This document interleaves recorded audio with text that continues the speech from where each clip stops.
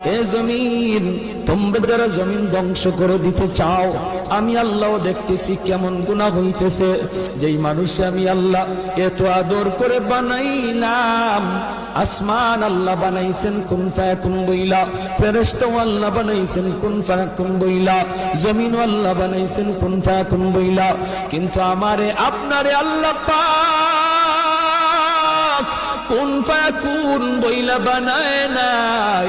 আমাকে আপনাকে যখন আল্লাহ বানাইছে, খালাকতু বিয়াদাইয়া, আল্লাহ বলে আমি আমার নিজের হাত দিয়া বান্দা বান্দিরে বানাইছি। কারণ এই চেহারার মধ্যে এত দামি কপাল, ওই কপাল দিয়া বান্দা আমার কুদরতি কদমে সেজদা দিবে। এই কপালটার এত দাম। এই কপাল কুন ফায়াকুন বললে হয় না, এই কপাল ফেরেশতাদের হাতে বানাইলেও হয় না, আমি আল্লাহ নিজের হাতে বানাইছি। আল্লাহ পাক কই আমি আল্লাহ